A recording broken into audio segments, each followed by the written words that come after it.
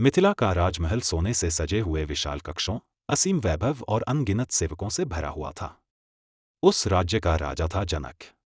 उसके पास वह सब कुछ था जिसकी कल्पना एक मनुष्य कर सकता है।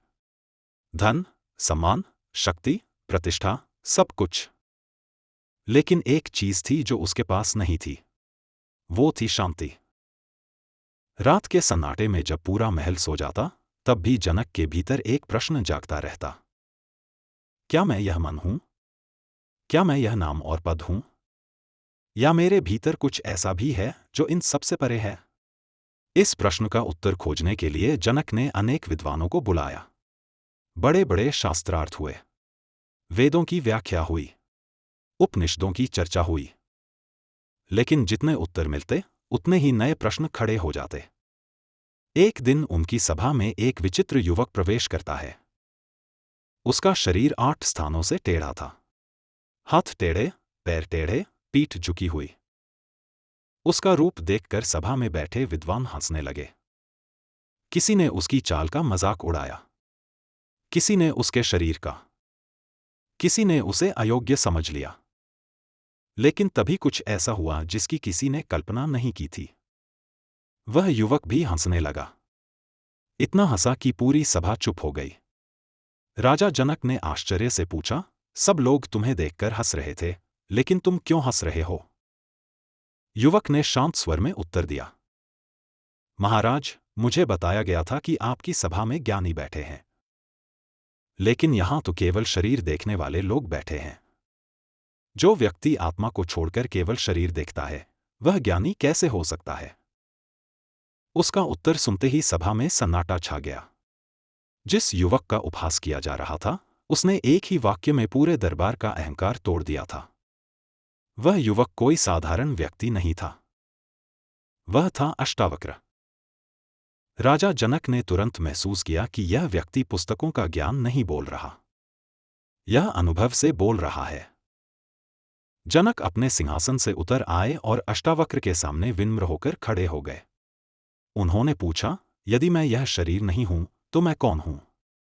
अष्टावक्र ने उत्तर दिया, यदि मुक्ति चाहते हो, तो सबसे पहले यह जानो कि तुम वह नहीं हो जिसे तुम स्वयं समझते आए हो। तुम शरीर नहीं हो।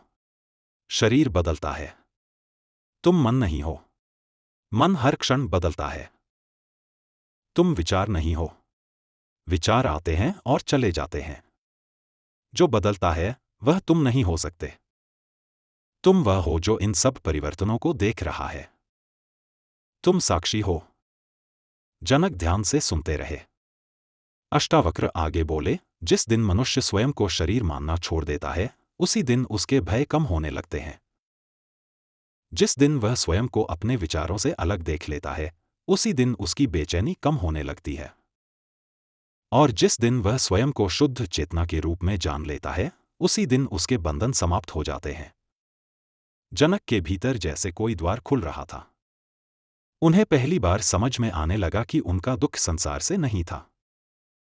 दुख का कारण गलत पहचान थी। वे स्वयं को राजा समझ बैठे थे। वे स्वयं को शरीर समझ बैठे थे। वे स्वयं को मन समझ बैठे थे। और इसी भ्रम ने उन्हें बेचैन कर रखा था। अष्टावक्र ने कहा, जिस प्रकार आकाश बादलों से प्रभावित नहीं होता, उसी प्रकार आत्मा भी विचारों और परिस्थितियों से प्रभावित नहीं होती। विचार आते हैं और चले जाते हैं।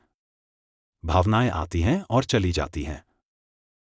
लेकिन तुम्हारे भीतर कुछ ऐसा है जो हमेशा वैसा ही रहता है।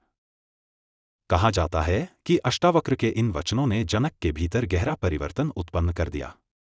उन्होंने पहली बार स्वयं को बाहरी पहचान से अलग अनुभव किया। उन्हें पहली बार समझ आया कि स्वतंत्रता संसार को छोड़ने से नहीं मिलती। स्वतंत्रता स्वयं को जानने से मिलती है। यदि आपका नाम बदल दिया जाए, तो क्या आप बदल जाएंगे? यदि आपका पद छिन जाए, तो क्या आप समाप्त हो जाएंगे? यदि आपकी संपत्ति चली जाए, तो क्या आपका अस्तित्व मिट जाएगा? यदि उत्तर नहीं है, तो फिर आप वास्तव में कौन हैं? यही वह प्रश्न है जिसने राजा जनक को बदल दिया था। और शायद यही वह प्रश्न है जो किसी भी मनुष्य के जीवन की सबसे बड़ी खोज की शुरुआत बन सकता है।